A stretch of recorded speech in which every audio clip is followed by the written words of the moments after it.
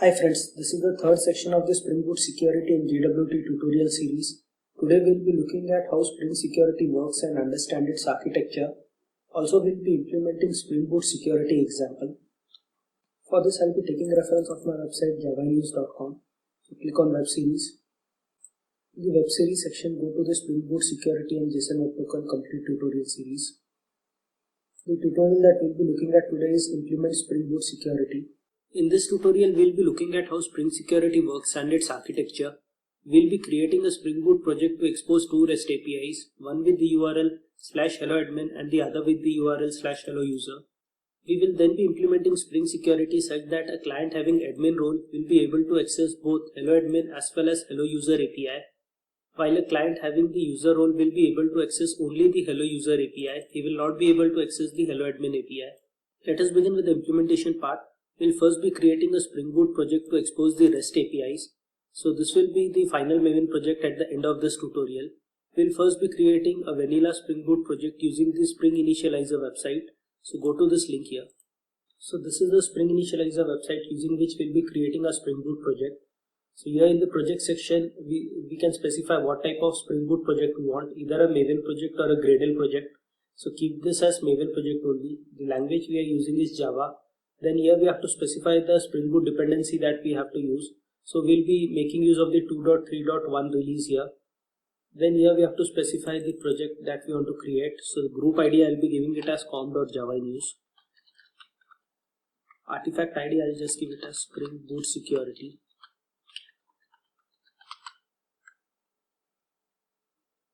Description I'll just be keeping as it is.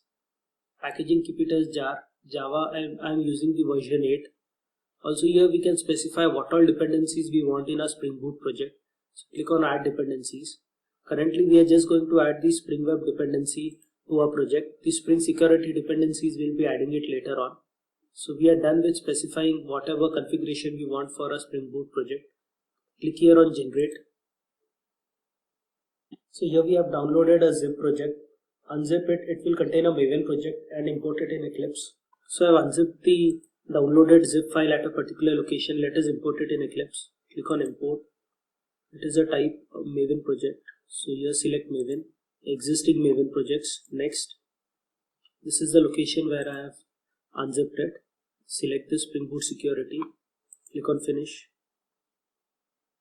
So this is the Maven project that we have created using the Spring Initializer website. Go to the pom.xml. In the pom.xml, here we have specified the Spring Boot dependency version. So it is 2.3.1.release. So I have found that this version, it has some issues when we are going to use the Spring data. So I'll be changing this version to 2.2.0. In the Spring Initializer website, we had specified that we need the web dependency. Therefore, here we have been provided with the Spring Boot Starter web dependency. So let us build this project. Click on pom.xml. Run as Maven build. As this is the first time that I'm going to build this project, so I'll be using the command eclipse clean install. For the moment I'll be skipping that as apply, run. This will build a project and it will get us all the required dependencies. So here the project, it has failed because we have not specified the JDK library here. So go to window, preferences, and here we are using JRE, whereas we have to specify the JDK. Click on add, standard VM, next. So here I will be specifying the JDK path here. So in program files I have Java, and here this is the JDK version that I am going to use. So copy this path.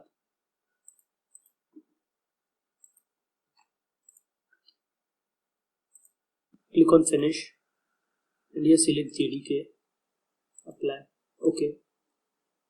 Now let us build the project again. Now the project, it has been built successfully. Refresh this once.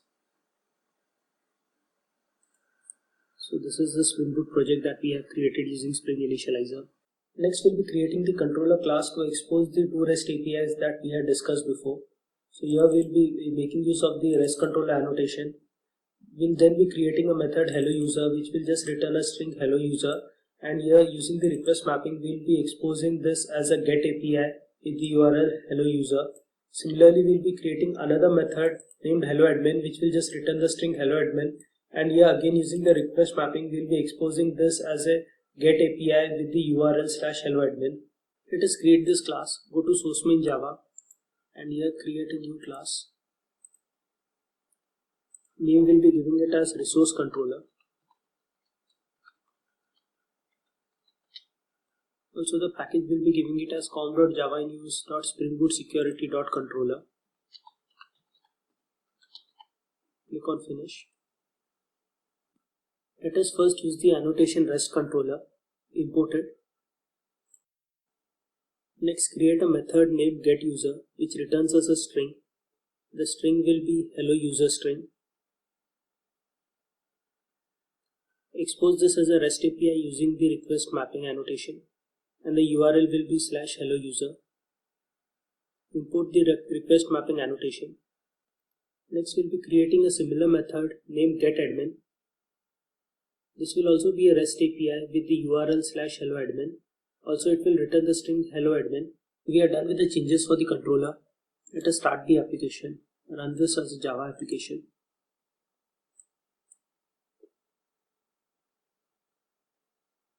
So our Spring Boot project, it has started. Go to Postman and here we will be using the URL localhost 8080/hello-user. So here we are getting the string hello user. Similarly, if we use the string admin, hello admin, we click on send, we'll be getting the string hello admin back. Next we'll configure Spring Security for the Spring project that we just created. Before that, let us first understand the Spring Security architecture. So we'll be looking at how Spring Security actually works. After we have configured Spring Security and started a Spring Boot application, this is a sequence of events that will take place when the user tries to access the Spring Boot application. So let us understand this flow. So the user will be making a HTTP request to access the Spring Boot application. This HTTP request will first be intercepted by the authentication filter. So let us first have a look at what are filters. Before the HTTP request reaches the Spring Dispatcher servlet or the controller or any other resources, it is intercepted by a chain of filters. These filters are actually responsible for Spring Security. So any incoming request will go through these filters, and it is here that the authentication and authorization takes place. Based on the type of request, there are different authentication filters like the basic authentication filter, username password authentication filter. After the HTTP request is intercepted by the authentication filter, it creates the username password authentication token. So the username password authentication token, it implements the authentication interface. When the request is intercepted by the appropriate authentication filter, it retrieves the username and password from the request and it creates the authentication object. If the extracted credentials are username and password, then the username password authentication token is created. For better understanding, let us have a look at the basic authentication filter and the username password authentication token. So go to Eclipse, press Ctrl+Shift+T and here type basic authentication filter. So we'll be having a look at this basic authentication filter. The basic authentication filter, this class, it is present in the Spring Security web jar. This class, it extends the once per request filter. So as the name suggests, this basic authentication filter, it will get executed exactly once for any incoming HTTP request. If we go here below, the basic authentication filter, it has a method doFilter internal. This method, it takes the HTTP servlet request as one of the input parameters. Also in this method, we can see that using this request, we create the username password authentication token. Go to this username password authentication token class. So this class, it extends the abstract authentication token. The abstract authentication token in turn implements the authentication interface. The class that implements this authentication interface, it represents the token for an authentication request. So whenever we get the HTTP request from the user, it is converted to this authentication request. So here we have converted it to username password authentication token, which is a type of authentication interface. Also, once this authentication request is successfully authenticated, we again get an authenticated principal which is of type authentication only. So we'll be looking at the difference between this authenticated request and the authenticated principal later on. So we have seen that the HTTP request sent by the user, it is intercepted by the authentication filter, and using this request, the username password authentication token is created, which is of type authentication. Next, the authentication filter then makes a call to the authentication manager. So let us have a look at the authentication manager. Using the authentication object created by the filter, we'll then be calling the authenticate method of the authentication manager. The authentication manager is only an interface, and the actual implementation of the authenticate method, it is provided by the provider manager. So we'll be having a look at the provider manager later on. So this is the authentication manager interface, and it has a single method, authenticate. It takes the input parameter authentication, and also the return type is authentication. The authentication object with the credentials will be the input to this authentication manager's authenticate method. So the username password authentication token that we had created before will be the input to the authenticate method. Also, if the authentication is successful, the authentication manager, it will return the authentication object with the principal. So important point to note here is that the authentication manager takes an authentication object as input, and after successful authentication again returns an object of type authentication only. Let us look at the difference between the authentication object that the authentication manager receives and the authentication object that is returned by the authentication manager. So we'll be comparing the fields of both the authentication input and the authentication object response. So the first field is the principal. So in case of the authentication, that is authentication input, this field principal, it will be the username. So whatever username the user is sending in the HTTP request will be this principal field. In case of the authentication object we get after successful authentication, this will be the user object corresponding to this username. The next field is the granted authorities. So in case of the authentication request object, here there will be no authorities because the authentication is still to be done. Whereas in case of the authentication object we get after successful authentication, we'll get the granted authorities corresponding to this particular username. So whatever are the authorities for this particular username, it will be populated in granted authorities. The final and the most important field is the authenticated field. In case of the authentication request, this field is false, whereas the authentication object we get after successful authentication, this field it will be true. For further understanding the difference, I have provided the actual authentication object that is provided to the authentication manager, and also the authentication object we get as output from the authentication manager. So here this is the input that is provided to the authentication manager, and this is the output that we get from the authentication manager. They both are of type username password authentication token. In case of the input authentication object, the principal is the username provided by the user. So in our case, the principal will be admin, which is provided as the username. In case of the response that we get from the authentication manager, the principal will be the user object corresponding to this admin username.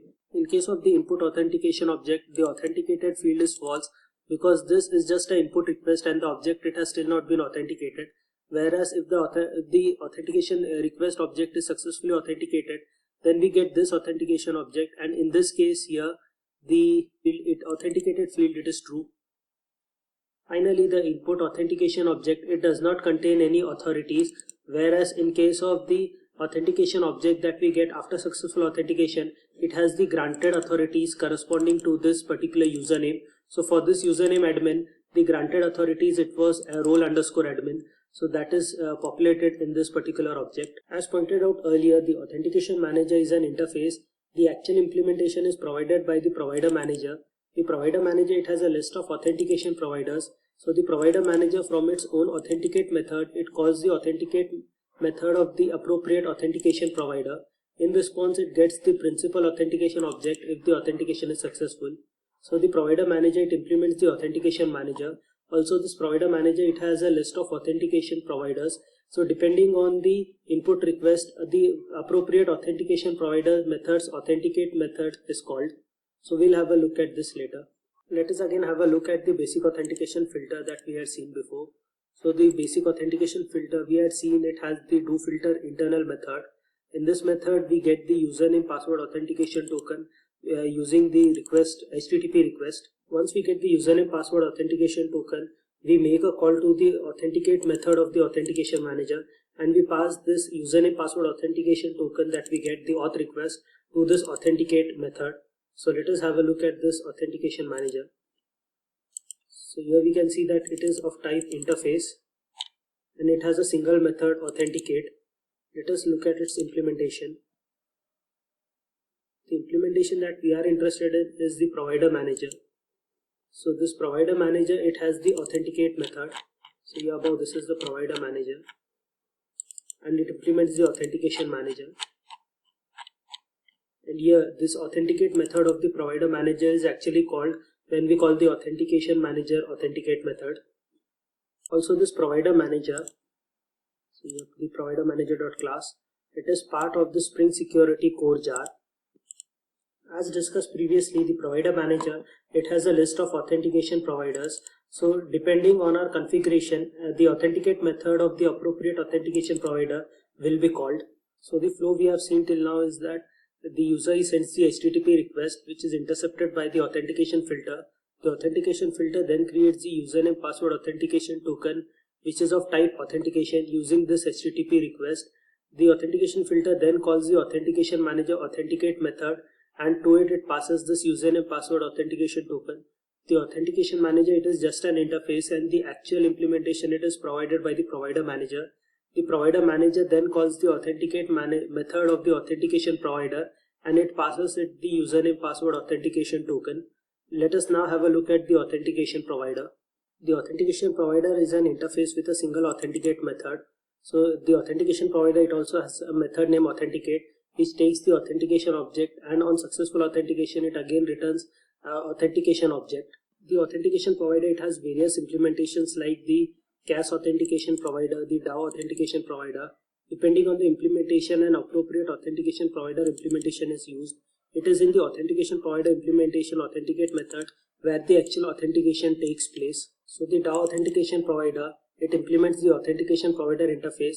Also the DAO authentication provider, it has an instance of the user detail service. We'll have a look at why this user detail service is needed. Using the user detail service, the authentication provider, it fetches the user object corresponding to the username. So suppose the user, he has provided the username as admin. So this user detail service, it will fetch the user object corresponding to the admin username. It will then compare the password that is there in this authentication object. So in this authentication object, we have the password that has been provided by the user for the admin username. Similarly, this user object that is provided to us by the user detail service, it has the password corresponding to the admin username that we have stored in the database or in internal memory. So we compare the credentials of this user object and this authentication object. If the authentication is successful, then we get the authentication object with the principal. Let us have a look at the DAO authentication provider.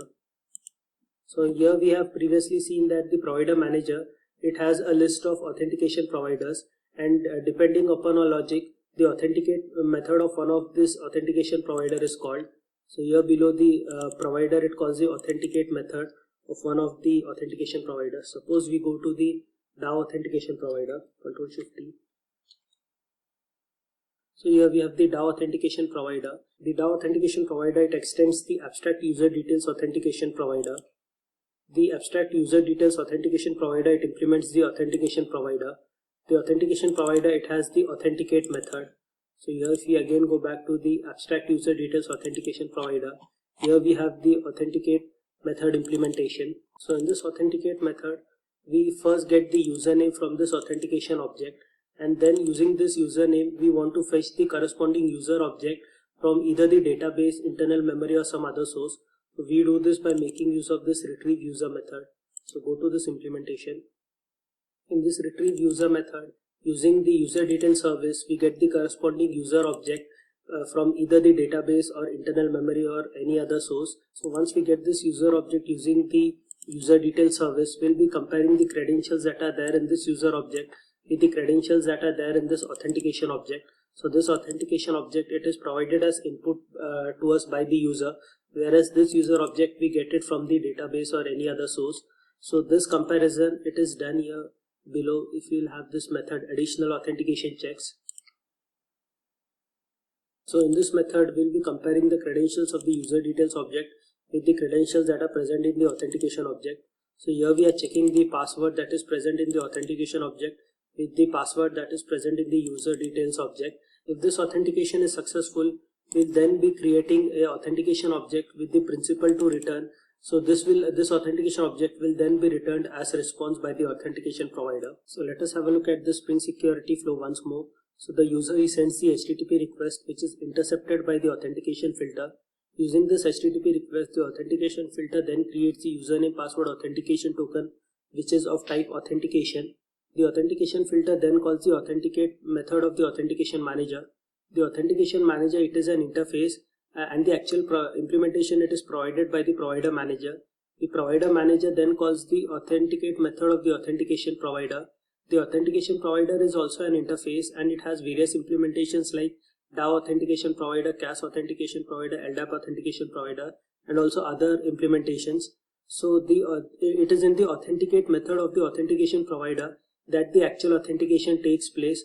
The authentication provider, it gets the user object from either the database or any other external source using the user detail service, and then this user object is compared with the username, password, authentication token credentials.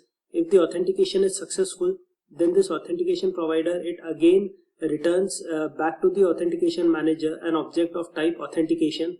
The authentication manager then returns again this authentication object to the authentication filter. The authentication object received by the authentication filter, it has the principal object present in it. So let us have a look at the authentication filter again. So here we were looking at the basic authentication filter. It had the method doFilterInternal. So here it made a call to this authentication manager authenticate method, and it got the authentication object back as a response. Its name is authResult. The filter then stores this authResult in the security context using the security context holder. The security context, it stores the authenticated user. So if the security context, it is not empty and it holds the principal or the authenticated user, it means that the authentication is successful. So the authentication filter finally stores the received authentication object in the security context. Next, we'll be adding Spring Security to the Spring Boot project that we just created. For this, we'll be adding the Spring Security dependency in the pom.xml. So previously we had only the Spring Boot Starter web dependency in the pom.xml. Now we'll be adding the Spring Boot Starter security. So go to the project that we had created. Go to the pom.xml. In the pom.xml, here we'll be adding the security dependency. Spring Boot Starter security. Build the project once, so run as do a maven install. So the build is successful. As soon as we add the Spring Security dependency to the project, the basic authentication, it gets activated by default. If we now start the application, basic security is enabled by default by Spring Security due to the Spring auto configurations. So later on we'll be looking at this Spring auto configuration. Let us now start the project and check if security has been enabled or not. So run this as a Java application.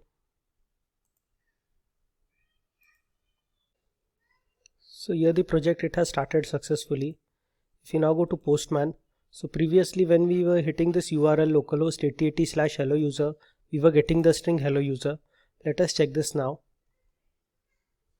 So now we are getting the status as 401 and the error is unauthorized. So Spring Security, it has enabled the basic authorization by default. If we go to the console here, so here we are getting the password for the basic authorization that we are going to use. So this is generated by default by Spring auto configuration. We'll be looking at it later. So now go to Postman again, go to authorization. Here select basic auth. The username will be user by default, and they just give this password. So this is the password that I have copied it from the console, and click on send. So here now we are able to access the URL localhost 8080/hello user and get the string hello user. Similarly, if we try to access hello admin, even that will be able to access now because we are using the basic auth. So here now we are getting the response as hello admin. So we have seen that as soon as we added this dependency here, Spring Boot Starter security, the basic security, it got activated. This is because of Spring Boot auto configuration. So let us have a look at why this happens. So if you go to reference libraries, here we'll be having a bean Spring Boot auto configure. Here below go to meta-nf. Here we'll be having spring.factories. In the spring.factories we have this auto configure section. So all the classes that are specified in this auto configuration section, they get loaded by default. So here search for security. So in security we have here the security auto configuration class. So go to this class by using Ctrl+Shift+T Due to the security auto configuration class, the Spring Boot basic security it gets enabled by default. However, the Spring Boot basic security it gets enabled only if we have added the Spring Boot security dependency in the pom.xml. Why is it so? This is because here we have the conditional on class default authentication event publisher. So what this conditional on class does is that this security auto configuration class will get loaded only if the default authentication event publisher class is in the class path. So let us check this default authentication event publisher. So this default authentication event publisher, it is part of the Spring security core jar. So this jar, it will get added to the class path only if in the pom.xml we have added this security dependency. If we have not added the security dependency, then this default authentication event publisher class will never get loaded. So the security auto configuration will also never get loaded. Therefore, if the security dependency is not there in the pom.xml, the Spring Boot security does not get enabled. So when no Spring security dependency is added, then the Spring Boot auto configuration, it tries to load the security auto configuration class. But the security auto configuration class, it checks whether Spring security is there in the class path or not. If it does not find it, then no Spring security is added to our Spring Boot project. Now let us have a look at the flow when Spring security is present in the class path. So the Spring Boot auto configuration, it will load the Spring security auto configuration, and Spring security auto configuration, it will find the Spring security in the class path. So let us have a look at this further. So the Spring Boot auto configuration, it will try to load the security auto configuration class. The security auto configuration class in turn has this conditional on class default authentication event publisher.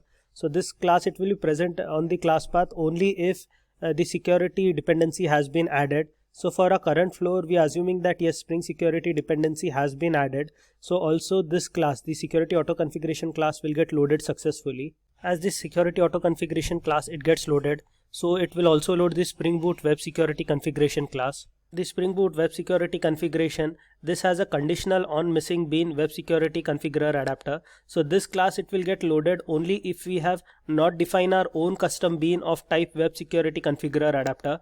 If on startup of the project, if we find that yes, there is a bean of type web security configurer adapter already defined, then this class will not get loaded.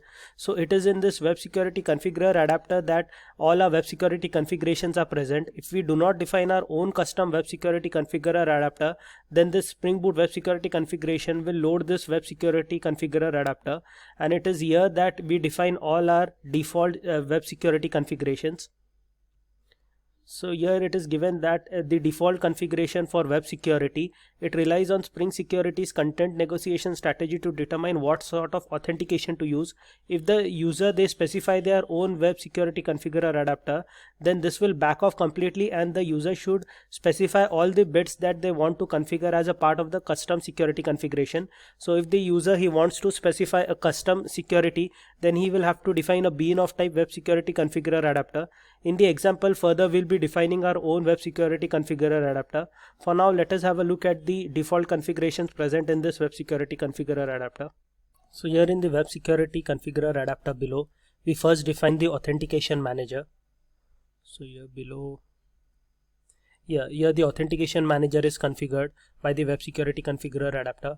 Also below here, the user detail service has been defined by the web security configurer adapter.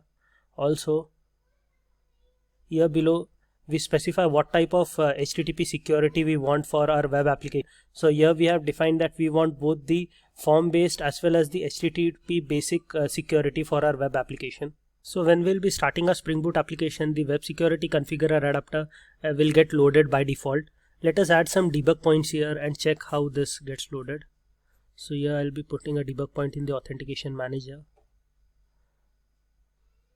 Also here in the user detail service.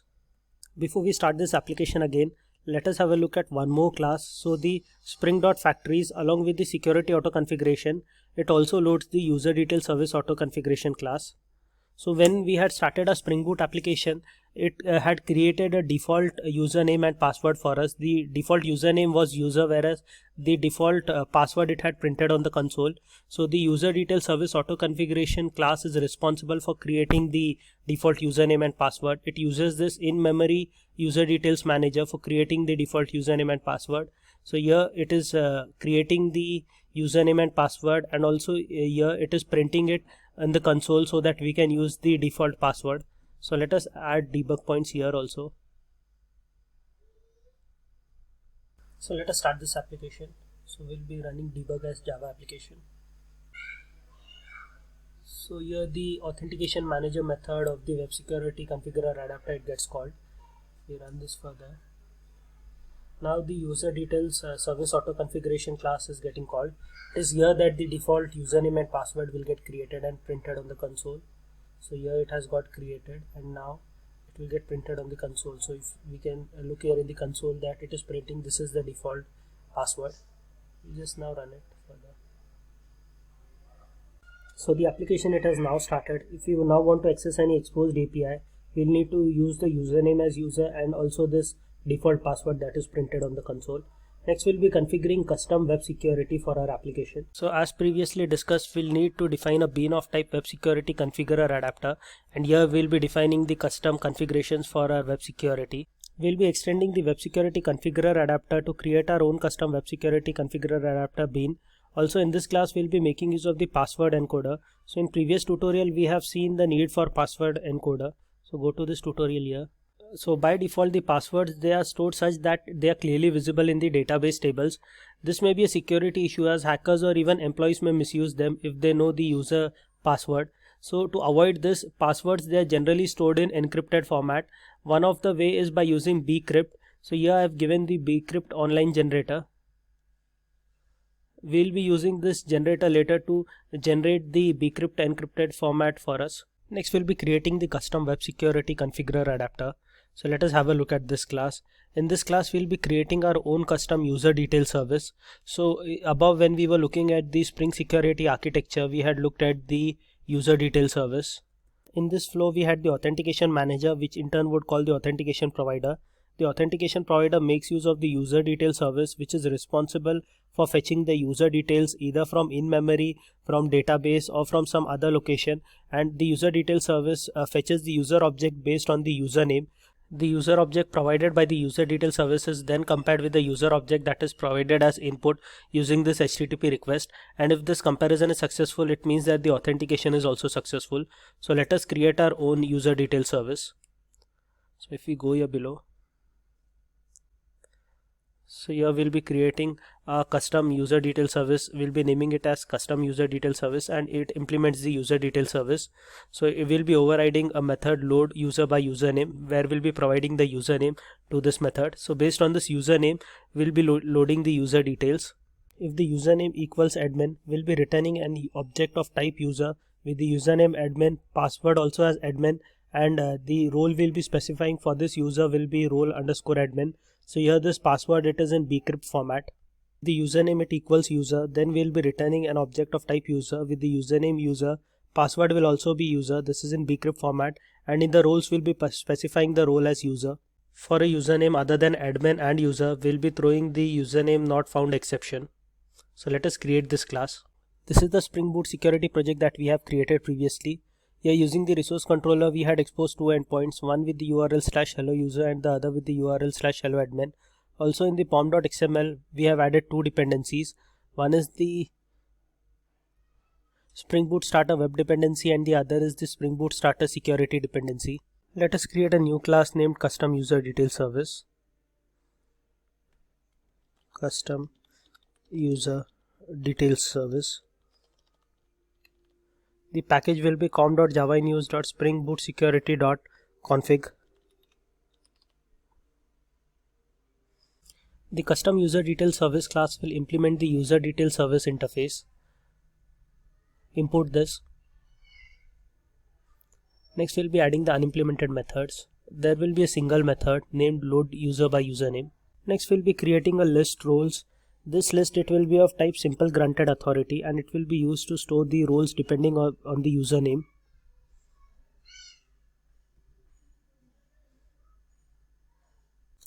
If the username, it equals the string admin, then in the roles list that we have created, we'll be inserting the role admin. For this, we make use of arrays.asList. Here create a new simple granted authority of type roles_admin. Also here we have imported the wrong arrays, so import the correct arrays. Next we'll be returning the user object. This user object, it takes 3 parameters. The first is the username, the second is the password, and the third is the list of roles that this particular user has. So the username will be admin, the password keep it as blank and pass it the roles list that we have created. Import the user dependency. We want the password admin, but it should be in bcrypt format. So go to this website javainu/online bcrypt. Here give the username as admin. Click on the generate bcrypt hash. Copy this bcrypt that is generated and paste it in the password field. Generating a similar if block if the username equals user. So copy this if block. The username if it equals user, then the role will be role_user. Also the username will be user for the user object. Go to the website and here give the username as user and generate the bcrypt hash. Copy it and paste it in the password field for the user object. For the username other than admin and user, we'll be throwing the username not found exception.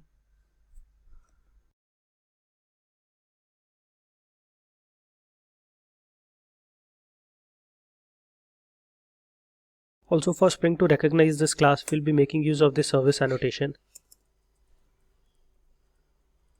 Import it. Next we'll be creating the Spring Security Configuration class to define our own custom web security configuration. For this we'll be extending the web security configurer adapter. In this class we'll be auto wiring the custom user detail service that we just created. Then we'll be creating a bean where we'll be defining the password encoder of the type bcrypt password encoder. Next we'll be overriding the configure method which has the argument authentication manager builder. So here we'll be configuring the authentication manager using this authentication manager builder. To the authentication manager we'll be providing the user detail service. So the custom user detail service that we had created before, we'll be passing it to the authentication manager. Similarly to this authentication manager we'll also be providing the password encoder which we had created before. Finally we will be overriding the configure method which takes the HTTP security as the argument. So here first for the HTTP security we will be disabling CSRF as we don't need it now. Next we'll be specifying that if any user he tries to access the /helloadmin URL, he will be able to do so only if he successfully authenticated and also if the user he has the role admin. If the user he successfully authenticated but he does not have the role admin, still he will not be able to access this /helloadmin URL. Similarly, if the user he tries to access the URL /hellouser, he will be able to do so only if he has the roles admin or if he has the role user. So a user, if he has the role admin, he will be able to access both the URL /helloadmin as well as /hellouser. But the user, if he has the role as user, then he will be able to access only the URL /hellouser. He will not be able to access the URL /helloadmin. By default, Spring Security provides both HTTP basic security as well as form security for the web application. But here in a custom security configuration, we'll be providing only HTTP basic security. If you also want form based security, you can specify it here. Let us create this class. Go to Eclipse and in config we'll be creating another class. We'll be naming it as Spring Security Config.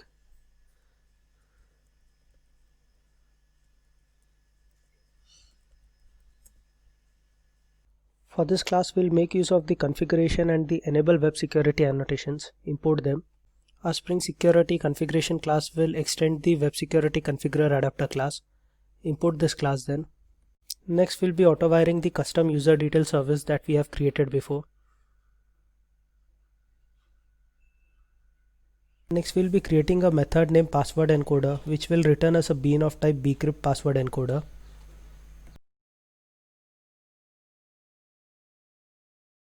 Next we'll be overriding a method of the web security configurer adapter to configure the authentication manager. Go to the web security configurer adapter and copy this method configure authentication manager builder. Change the method scope to public. We'll now be configuring the authentication manager using the authentication manager builder. To this we'll first provide the user detail service and then the password encoder. Next we'll be overriding the configure method of the web security configurer adapter to configure HTTP security. For this go to the web security configurer adapter and copy this method which takes HTTP security as parameter. Next we'll be configuring HTTP security. We'll first disable CSRF, then we'll authorize the access to the URL /hello admin to users who have the role admin. Also, if we have to access the URL /hello user, we'll be allowing it only to users who have the role user or the role admin. Finally, we specify that we want to use HTTP basic security only. So we are done with all the changes. Let us start this application. Run as Java application. The application, it is starting. The application, it has started successfully. Now go to Postman. We'll first try to access the URL localhost 8080 /hello admin. Initially we are not passing any credentials in the header, so click on send. So here we are getting 401 unauthorized. Now let us pass the credentials in the header. So go to basic auth, and here we are using the username as admin and the password also as admin. So now click on send. We'll get the response as hello admin. Similarly, if we try to access hello user here, he will be able to access it, since the user, it allows both the admin role and the user role. Now let us try to access the hello user using the username user and the password as user. We are again getting the output as hello user. Now suppose if with the user credentials we try to access the admin URL, that is hello admin,